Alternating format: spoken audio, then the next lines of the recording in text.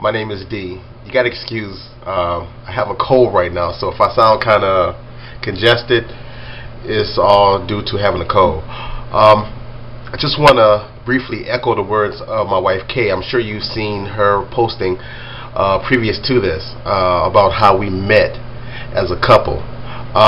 Everything she said is true. We met each other in 1998. It's kind of funny that I had was of course hungry or whatever, and then I've never been a person who actually took time to go into any place, any establishment or whatever, like restaurant, to sit there and have my food made. And I was with one of my best friends, and he had said, hey man, he's like, you need to go in there and see who's doing your food, you know. He said, because I heard a whole lot of stuff about people spitting in your food, and I was kind of like, okay, whatever. So I went inside the restaurant,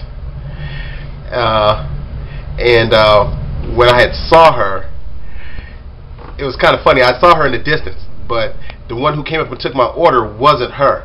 It was some little old shriveled up lady who took my order, and I kind of looked at my boy, and I was kind of like, man, this is what I came in here for. And so as I turned back from responding to him, I turned back, and there she was, and she had the most amazing eyes I'd ever seen. And I don't know, you know, given from a guy's perspective, I'm the kind of guy that if you don't come up and, you know, speak your mind, it's going to haunt you for the rest of the day. So, you know, I came, you know, with the most original line I could, you know, come to. She didn't have a name tag on, so I said, hey, I said, what's your name? And then I asked her, I said, could I call you sometimes? And she was like, well, how old are you? And I said that, you know, I told her my age, and I asked her how old she was, and she told me her age, and I said, well, that don't matter.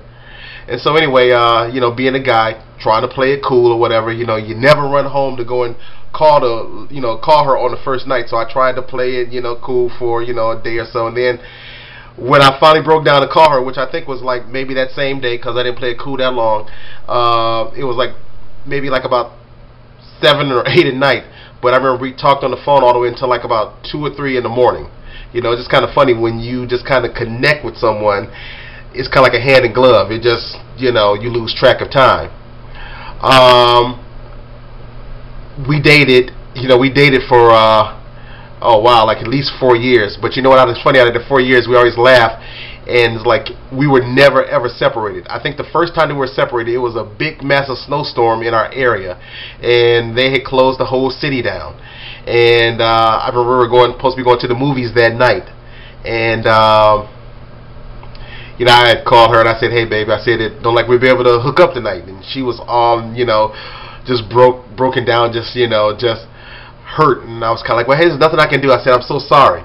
And so you know, that was kind of hard for me. And it was kind of like after dating each other for like 3 or 4 years, that was the first time that we hadn't seen each other. But other than that, we've been inseparable. I remember our first date that we went on was I took her to Big Boys, and I took her over to the lakeside.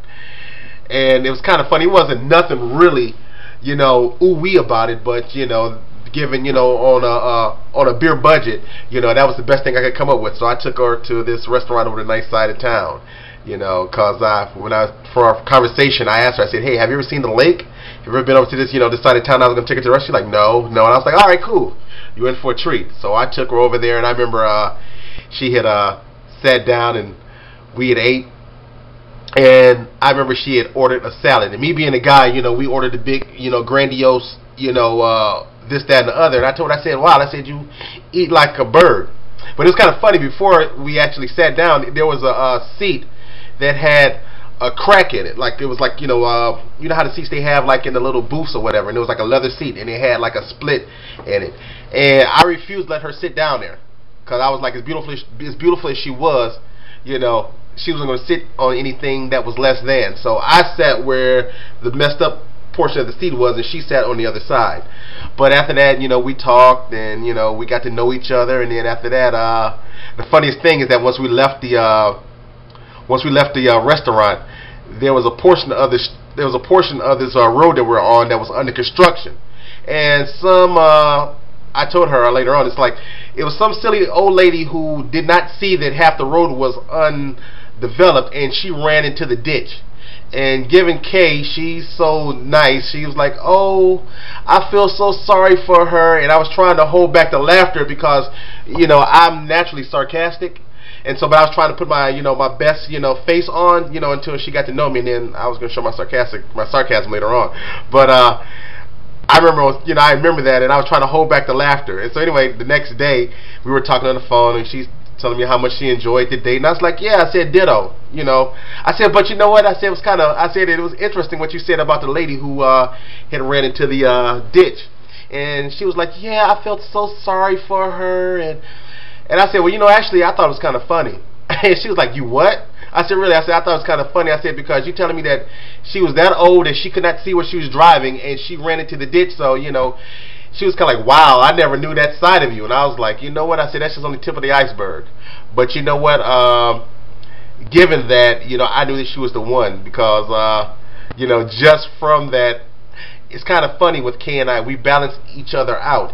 Is that out of my sarcasm and sometimes my other mannerisms, her niceness and her compassion kind of balance me out. So it stops me from turning into as you would say, the Incredible Hulk or whatever. But we've been married going on 10 years. It's kind of funny that when I proposed to her way back yonder, that we had both got married at a young age, and people did not really respect that. Now, see, what a little bit about my background is that I grew up with both parents, but I also say I grew up with an average American style, parenthood, where the parents a lot of times don't see eye to eye. My parents, I've seen their ups and I've seen their downs. I've seen my mom being the one that had to struggle and persevere instead of my father doing the same thing. And I know this might sound kind of corny, but a lot of people ask me, including my wife, ask me, how did you become the man that you are? I said, because it's simple, because of my mom. Because I saw all the particular stress and mess that my mom went through, I vowed to myself that I'll never let, someone that I love in my life go through that. And so, sometimes I know that I can be kind of too strict about it because, as my years of being married, I understand that it's just not one man's an island. It takes another, to have your back on things. But I am an old school type of person, as far as my beliefs. But when we had first mentioned that we were going to get married, a lot of my friends, a lot of family did not understand why. And it's kind of sad because, we always talk about like how, our grandparents or our aunts and uncles who have been married for going on 30, some 30-something plus years of being married. Nowadays, that's such a rare thing. That's about as rare as finding a 4-leaf clover. So, when we had said we were going to get married, they were like, why?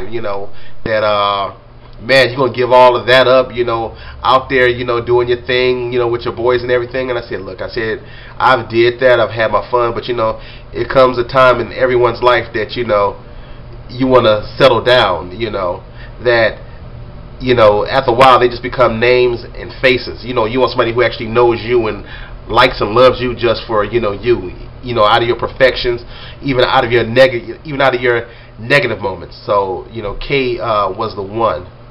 I can go on and on and on about this, and you will hear from me again. But I do want to say one thing that I've learned about being married is not that it's just about communication, because don't get me wrong, communication is a big thing, but also it's about sharing.